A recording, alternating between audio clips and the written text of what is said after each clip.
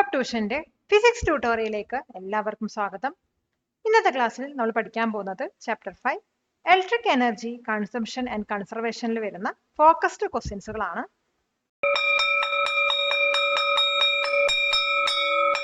Question: If the voltage supplied to a heating appliance is halved, how does the heat produced change? ഒരു heating അപ്ലയൻസിൽ supply ചെയ്യുന്ന voltage half ആക്കി കഴിഞ്ഞാൽ അവിടെ produce ചെയ്യുന്ന heat എങ്ങനെയാണ് change ആവുന്നത്? അപ്പൊ നമുക്ക് ജൂൾസ് ലോ പ്രകാരം ഹീറ്റ് എങ്ങനെ എക്സ്പ്രസ് ചെയ്യാം? H=V²/RT വന്നിട്ട് എക്സ്പ്രസ് ചെയ്യാം. ഈ ഒരു ഫോർമുലയിൽ എന്താ പറയുന്നത് വെച്ചാൽ ഹീറ്റ് പ്രൊഡ്യൂസ് ചെയ്യുന്നത്, ഇപ്പൊ അവിടെ പ്രൊഡ്യൂസ് ചെയ്ത ഹീറ്റ് എന്ന് പറയുന്നത് വോൾട്ടേജ് സ്ക്വയറിന് പ്രൊപ്പോർഷണൽ ആണെന്നാണ്. അപ്പൊ ഈ ഒരു വോൾട്ടേജ് ഹാഫ് ആക്കി കഴിഞ്ഞാൽ അവിടെ പ്രൊഡ്യൂസ് ചെയ്യുന്ന ഹീറ്റ് എന്ന് പറയുന്നത് ഒറിജിനൽ എമൗണ്ടിന്റെ 1/4 ആയിരിക്കും. അതായത് വോൾട്ടേജിൽ ഉണ്ടാവുന്ന ഒരു സ്മോൾ ചേഞ്ച് ഹീറ്റ് അവിടെ പ്രൊഡ്യൂസ് ചെയ്യുന്നതിൽ വളരെ ബിഗ് ചേഞ്ച് ആണ് വരുത്തുന്നത്. അപ്പൊ ഇതിന്റെ ആൻസർ നമുക്ക് ഇങ്ങനെ എഴുതാൻ നോക്കാം. According to Joule's law, heat can also be expressed as H=V²/R/T.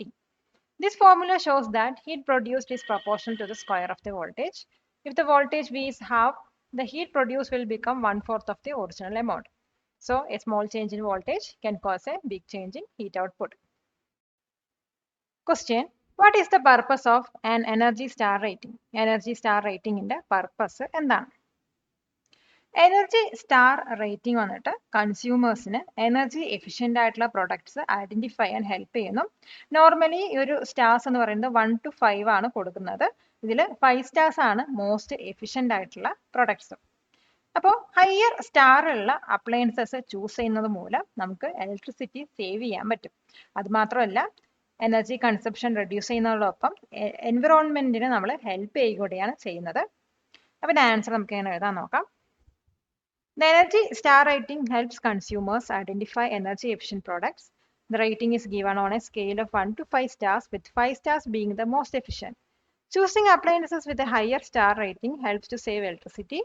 This is not only reduces electricity bills but also helps the environment by reducing energy consumption. Question: What is the principle behind an induction cooker? Induction cooker ന്റെ പിന്നിലുള്ള principle എന്താണ്? ഇപ്പൊ induction cooker വന്നിട്ട് electro magnetic induction എന്ന principle use ചെയ്തിട്ടാണ് work ചെയ്യുന്നത്. Induction കുക്കറിന്റെ ceramic സർഫസിന് താഴെ ഒരു കോയിൽ ഉണ്ട്. ഈ കോയിലാണ് റാപ്പിഡ് ആയിട്ടുള്ള ചേഞ്ച് ചെയ്യുന്ന മാഗ്നറ്റിക് ഫീൽഡ് ജനറേറ്റ് ചെയ്യുന്നത്. ഈ ഒരു മാഗ്നറ്റിക് ഫീൽഡ് വന്നിട്ട് ഇൻഡക്ഷൻ കുക്കറിന്റെ മേലെ വെച്ചിട്ടുള്ള മെറ്റാലിക് പോർട്ടിലോട്ട് ഒരു സ്വേർലിംഗ് ഇലക്ട്രിക് കറന്റ് അല്ലെങ്കിൽ എഡ്ഡി കറന്റ് ഇൻഡ്യൂസ് ചെയ്യുന്നു. അപ്പൊ ഈ കറന്റിലോട്ടുള്ള ഈ ഒരു മെറ്റാലിക് പോർട്ടിന്റെ റെസിസ്റ്റൻസ് ആണ് ഹീറ്റ് ജനറേറ്റ് ചെയ്യുന്നത്. അങ്ങനെയാണ് അവിടെ ഫുഡ് കുക്ക് ആവുന്നത്. അപ്പൊ ആൻസർ നമുക്ക് എങ്ങനെ എഴുതാൻ നോക്കാം. An induction cooker works on the principle of electromagnetic induction. A coil under the ceramic surface generates a rapidly changing magnetic field. This magnetic field induces a swirling electric current in the metallic pot placed on it. The resistance of the pot to these eddy currents generates heat which cooks the food.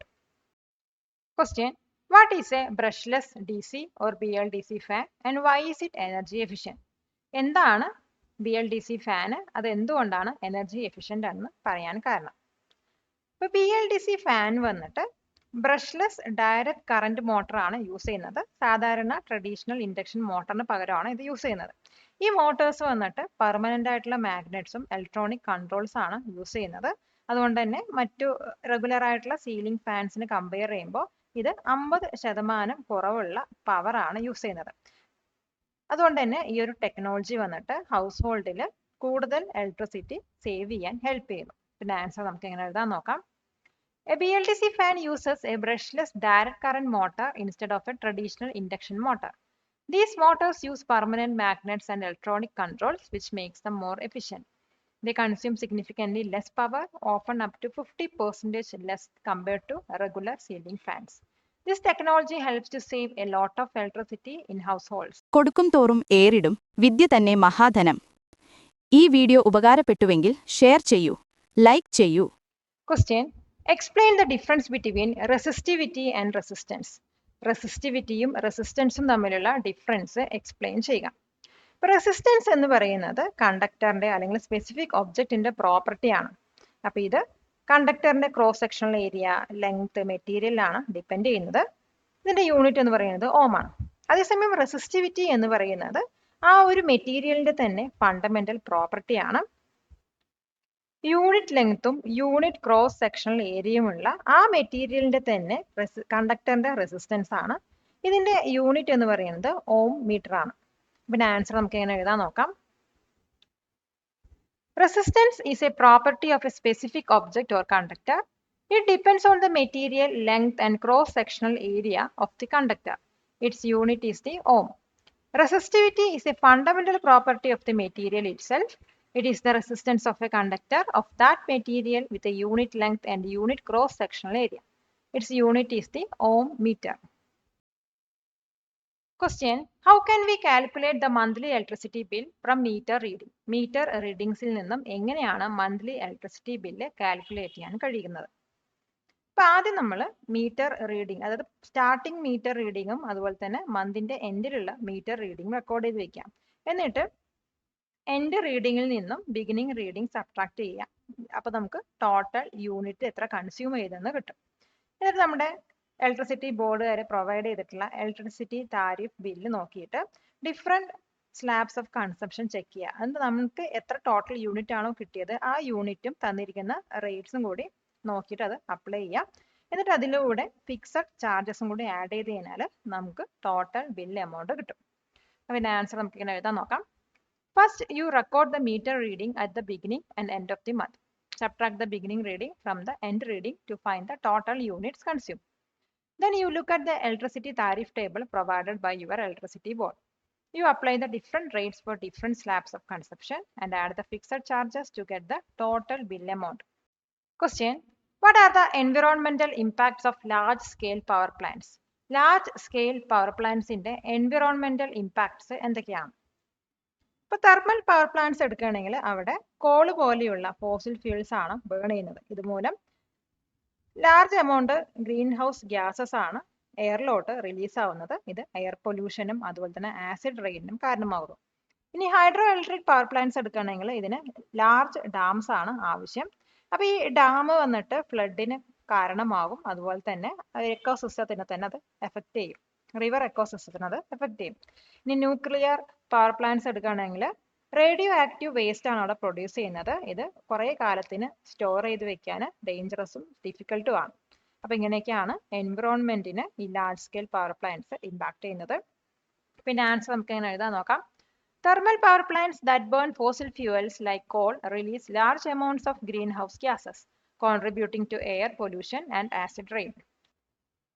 Hydroelectric power plants require large dams which can flood vast areas of land, displace communities, and affect river ecosystems. Nuclear power plants produce radioactive waste that is very difficult and dangerous to store safely for a long time. All these have significant impacts on the environment. High school വിദ്യാർത്ഥികൾക്കായി ചെറിയ batch സൈസിലുള്ള tuition ക്ലാസുകളിലൂടെ മികച്ച വിജയം നേടാൻ ഇന്ന് തന്നെ top tuition സെന്ററിൽ join ചെയ്യൂ. Question: What is the main idea behind rooftop power project? Rooftop power projectന്റെ പിന്നിലുള്ള മെയിൻ ഐഡിയ എന്താണ്? ഇപ്പോൾ റൂഫ് ടോപ്പ് പവർ പ്രൊജക്ടിന്റെ പിന്നിലുള്ള മെയിൻ ഐഡിയ എന്ന് പറയുന്നത് പവർ ജനറേഷൻ ഡീസെൻട്രലൈസ് ചെയ്യുക എന്നാണ്. അതായത് ലാർജ് സെൻട്രൽ പവർ സ്റ്റേഷനിൽ റിലേ ചെയ്യാതെ സോളാർ പാനൽസ് ഒക്കെ അവരുടെ റൂഫുകളിൽ യൂസ് ചെയ്തിട്ട് ഇൻഡിവിജ്വൽ ഹൗസ് ഹോൾഡ്സിനും അതുപോലെ തന്നെ ബിൽഡിങ്സിനൊക്കെ അവരുടേതായ ഇലക്ട്രിസിറ്റി ജനറേറ്റ് ചെയ്യാൻ പറ്റും. ഇത് വന്നിട്ട് നാഷണൽ പവർ ഗ്രിഡിന്റെ മേലെയുള്ള ലോഡ് റെഡ്യൂസ് ചെയ്യുന്നു. അത് മാത്രമല്ല ട്രാൻസ്മിഷൻ ലോസസും ഇത് റെഡ്യൂസ് ചെയ്യണം. എങ്ങനെയാണെന്ന് വെച്ചാൽ എവിടെയാണോ ഇലക്ട്രിസിറ്റി പ്രൊഡ്യൂസ് ചെയ്യുന്നത് അത് അവിടെ തന്നെ കൺസ്യൂം ചെയ്തുകൊണ്ടാണ്. പിന്നെ ആൻസർ നമുക്ക് എങ്ങനെ എഴുതാൻ നോക്കാം. The main idea is to decentralized power generation. Instead of relying only on large central power station, individual households and buildings can generate their own electricity using solar panels on their roofs. This reduces the load on the national power grid. It also reduces transmission losses because the electricity is consumed where it is produced. Question: Why do appliances have a voltage rating along with a power rating? എന്തുകൊണ്ടാണ് അപ്ലയൻസസിന് power റേറ്റിംഗിന്റെ കൂടെ voltage റേറ്റിംഗും ഉൾപ്പെടുത്തിയിട്ടുള്ളത്? ഒരു appliances consume ചെയ്യുന്ന power എന്ന് പറയുന്നത് അത് operate ചെയ്യുന്ന വോൾട്ടേജിന്റെ ഡിപ്പെൻഡ് ചെയ്തുകൊണ്ടിരിക്കും.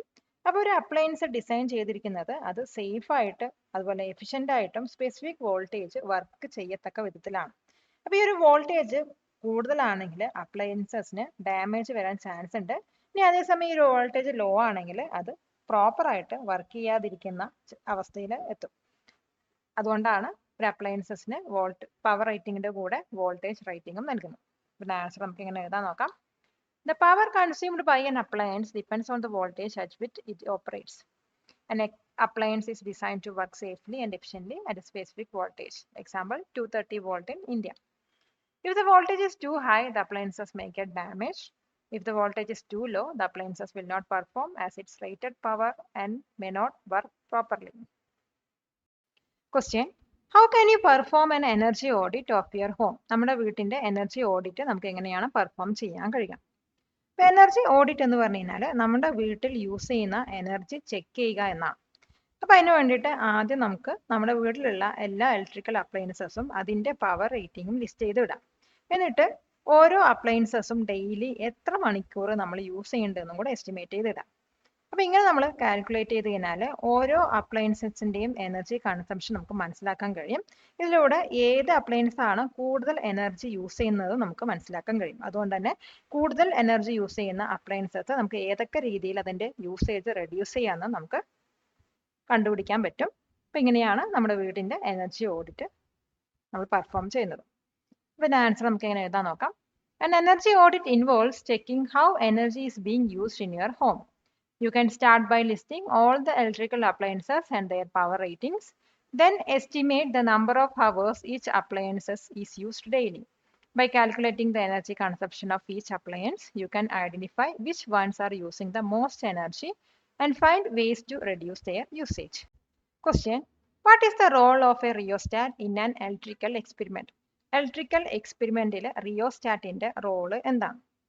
ഒരു റിയോസ്റ്റാറ്റ് എന്ന് പറയുന്നത് വേരിയബിൾ റെസിസ്റ്റർ ആണ്. ഇപ്പോൾ ഒരു സർക്യൂട്ടിന്റെ റെസിസ്റ്റൻസ് ചേഞ്ച് ചെയ്യാനാണ് എക്സ്പെരിമെന്റ്സിലൊക്കെ റിയോസ്റ്റാറ്റ് യൂസ് ചെയ്യുന്നത്. അപ്പോൾ ഈ ഒരു റെസിസ്റ്റൻസ് ചേഞ്ച് ചെയ്ത് കഴിഞ്ഞാൽ നമുക്ക് ആ ഒരു സർക്യൂട്ടിലൂടെ ഫ്ലോ ചെയ്യുന്ന കറണ്ടിന്റെ എമൗണ്ട് കൺട്രോൾ ചെയ്യാൻ പറ്റും. അപ്പോൾ അതിൽ നിന്ന് നമുക്ക് എന്ത് മനസ്സിലാക്കാൻ കഴിയുമെന്ന് വെച്ചാൽ നമ്മൾ കറണ്ടിന്റെ അളവ് അല്ലെങ്കിൽ അതിന്റെ എമൗണ്ട് ചേഞ്ച് ചെയ്യുന്നതിനനുസരിച്ച് മറ്റു വേരിയബിൾസ് അതെങ്ങനെ എഫക്റ്റ് ചെയ്യാന്ന് പഠിക്കാൻ പറ്റും. ഇപ്പോൾ മറ്റു വേരിയബിൾസ് എന്ന് പറഞ്ഞു കഴിഞ്ഞാൽ ഇപ്പോൾ ഹീറ്റ് പ്രൊഡ്യൂസ് ചെയ്യുന്നതിൻ്റെ എമൗണ്ട് ഒക്കെയാണ്. അപ്പോൾ ഇതിൻ്റെ ആൻസർ നമുക്ക് അങ്ങനെ വിശദീകരിച്ച് എഴുതാൻ നോക്കാം. A rheostat is a variable resistor. It is used in experiments to change the resistance in a circuit. By changing the resistance, you can control the amount of current flowing through the circuit. This allows you to study how changes in the current affect other variables like the amount of heat produced. Subscribe to this channel for more videos like this. Question. Why do long distance power transmission lines use very high voltage? എന്തുകൊണ്ടാണ് long distance power transmission lines high voltage use ചെയ്യുന്നത്? ഇപ്പോൾ long distance power transmissions high voltage use ചെയ്യാൻ കാരണം അവിടെ വരുന്ന energy loss minimise ചെയ്യാനാണ്. അപ്പോൾ transmission ലൈനിൽ വരുന്ന പവർ ലോസ് നമ്മൾ കണ്ടുപിടിക്കുന്നത് P = I² എന്ന ഇക്വേഷൻ യൂസ് ചെയ്തിട്ടാണ്. അപ്പോൾ ഈ ഒരു വോൾട്ടേജ് നമ്മൾ ഹൈ ലെവലിലോട്ട് സ്റ്റെപ്പ് അപ്പ് ചെയ്യുന്ന സമയത്ത് സെയിം എമൗണ്ട് ഓഫ് പവറിന് വളരെ കുറച്ച് കറണ്ട് ആയിരിക്കും അതിലൂടെ പാസ് ആവുന്നത്. ഇങ്ങനെ സ്മോൾ കറണ്ട് പാസ് ചെയ്യുന്നതിന് അർത്ഥം അവിടെ ലോസ് വരുന്നത് ചെറിയൊരു എനർജി ലെവലാണ്. അത് ഹീറ്റ് ആയിട്ടായിരിക്കും ട്രാൻസ്മിഷൻ ലൈനിൽ നിന്നും ലോസ്റ്റ് ആവുന്നത്. പിന്നെ ആൻസർ നമുക്ക് ഇങ്ങനെ എഴുതാൻ നോക്കാം. Power is transmitted at very high voltages to minimize energy loss. The power loss in a transmission line is given by P = I²R. By stepping up the voltage to a very high level, the current I becomes very small for the same amount of power, that is equal to P = V × I. A smaller current means much less energy is lost as heat in the transmission lines. Question. What are the main components of a household electrical circuit? Household electrical circuitൽ വരുന്ന main components ഏതൊക്കെയാണ്? ഇപ്പോൾ household electrical സർക്യൂട്ട്സിനകത്ത് electricity ബോർഡിൽ നിന്നുള്ള main supply ആണ് ആദ്യം വരുന്നത്. ഇവിടെ നിന്നും കറണ്ട് വന്നിട്ട് വാട്ട് അവർ മീറ്ററിലോട്ട് പോകുന്നു. അവിടെ നിന്നും മെയിൻ ഫ്യൂസിൽ അല്ലെങ്കിൽ സർക്യൂട്ട് ബ്രേക്കറിലോട്ടാണ് ഇലക്ട്രിസിറ്റി മൂവ് ചെയ്യുന്നത്. പിന്നെ അവിടെ നിന്ന് ഇത് പോകുന്നത് ഡിസ്ട്രിബ്യൂഷൻ ബോർഡിലോട്ടാണ്. ഇവിടെ ഹൗസിലുള്ള ഡിഫറെൻറ്റ് സർക്യൂട്ട്സിന് സെപ്പറേറ്റ് ആയിട്ടുള്ള ഫ്യൂസസും അല്ലെങ്കിൽ ബ്രേക്കേഴ്സ് ആണ് ഉള്ളത്. ഈ സർക്യൂട്ട്സിൽ നിന്നും ലൈറ്റിനും ഫാനിനും അതുപോലെ വാൾ സോക്കറ്റ്സിനൊക്കെ പവർ സപ്ലൈ ആവുന്നത്. അപ്പം ആൻസർ നമുക്ക് എങ്ങനെ എഴുതാൻ നോക്കാം. A household circuit starts with the main supply from the electricity board. It goes through the watt hour meter and then to main fuse or circuit breaker. From there, it goes to a distribution board with separate fuses or breakers for different circuits in the house. These circuits then supply power to lights, fans, and wall sockets. Question: What is the purpose of a fuse in an electrical circuit? Electrical circuitile fuse ന്റെ purpose എന്താണ്? ഇപ്പോൾ fuse എന്ന് പറയുന്നത് ഒരു safety device ആണ്. ഫ്യൂസിനകത്ത് നമുക്കൊരു thin wire ആണ് കാണാൻ കഴിയുക. ഇതെങ്ങനെ ഡിസൈൻ ചെയ്തിരിക്കുന്നു വെച്ചാൽ കറന്റ് ഹൈ ആവുന്ന സമയത്ത് ഈ ഒരു വയർ മെൽറ്റ് ആവുകയും സർക്യൂട്ടിനെ ബ്രേക്ക് ആക്കുകയും ചെയ്യും. അപ്പോൾ ഇത് വന്നിട്ട് ഇലക്ട്രിക്കൽ അപ്ലയൻസസിനെ ഡാമേജിൽ നിന്നും പ്രിവെന്റ് ചെയ്യുന്നു. അതോടൊപ്പം തന്നെ ഫയർ ഹസാർഡ്സിന് അഗെയിൻസ്റ്റ് ആയിട്ട് ഇത് പ്രൊട്ടക്ട് ചെയ്യുന്നു. അപ്പോൾ ഒരു ഇലക്ട്രിക്കൽ സേഫ്റ്റിയിൽ ഫ്യൂസ് എന്ന് പറയുന്നത് എസെൻഷ്യൽ ആയിട്ടുള്ള ഒരു പാർട്ടാണ്. പിന്നെ ആൻസർ നമുക്ക് ഇങ്ങനെ എഴുതാൻ നോക്കാം. A fuse is a safety device. It contains a thin wire that is designed to melt and break the circuit if the current becomes too high. This prevents damage to the electrical appliance and protects against fire hazards. Fuses are an essential part of electrical safety. Question: What are some simple ways to reduce your personal carbon footprint? Personal carbon footprint reduce ചെയ്യാനുള്ള simple vase ഏതൊക്കെയാണ്? അപ്പോൾ നമുക്ക് പല രീതിയിലും personal carbon ഫുട് print reduce ചെയ്യാൻ പറ്റും. അതിൽ ചില രീതികളാണ് നമ്മളോട് ഡിസ്കസ് ചെയ്യുന്നത്. ആദ്യം വന്നിട്ട് കാറുകളൊക്കെ യൂസ് ചെയ്യുന്നതിന് പകരം നമുക്ക് പബ്ലിക് ട്രാൻസ്പോർട്ടോ അല്ലെങ്കിൽ സൈക്കിളൊക്കെ യൂസ് ചെയ്യാം, അല്ലെങ്കിൽ നമുക്ക് നടന്നു പോകാവുന്നതാണ്. പിന്നെ നമ്മൾ റെഡ്യൂസ്, റീയൂസ് അല്ലെങ്കിൽ റീസൈക്കിൾ എന്ന് പറയുന്ന പ്രിൻസിപ്പിൾ യൂസ് ചെയ്യാം. ഇത് വേസ്റ്റ് മിനിമൈസ് ചെയ്യും. പിന്നെ ലോക്കലി ഗ്രോ ചെയ്യുന്ന ഫുഡ് ഈറ്റ് ചെയ്യുക, അതുപോലെ തന്നെ മീറ്റ് കൺസപ്ഷൻ റെഡ്യൂസ് ചെയ്യാം. അത് മാത്രമല്ല വാട്ടറും ഇലക്ട്രിസിറ്റിയും, വീട്ടിലുള്ള വാട്ടറും ഇലക്ട്രിസിറ്റിയും കൺസർവ് ചെയ്യാം. പിന്നെ ആൻസർ നമുക്ക് ഇങ്ങനെ വിശദീകരിച്ച് എഴുതാൻ നോക്കാം. You can reduce your carbon footprint by making conscious choices in your daily life. Use public transport, walk or cycle instead of using a car. Reduce, reuse and recycle to minimize waste. Eat locally grown food and reduce meat consumption. Conserve water and electricity at home. Palakkad നിവാസികളെ ഞങ്ങളുടെ class room ട്യൂഷനിലേക്ക് സ്വാഗതം ചെയ്യുന്നു. മറ്റൊരു വീഡിയോയുമായി വീണ്ടും കാണാം.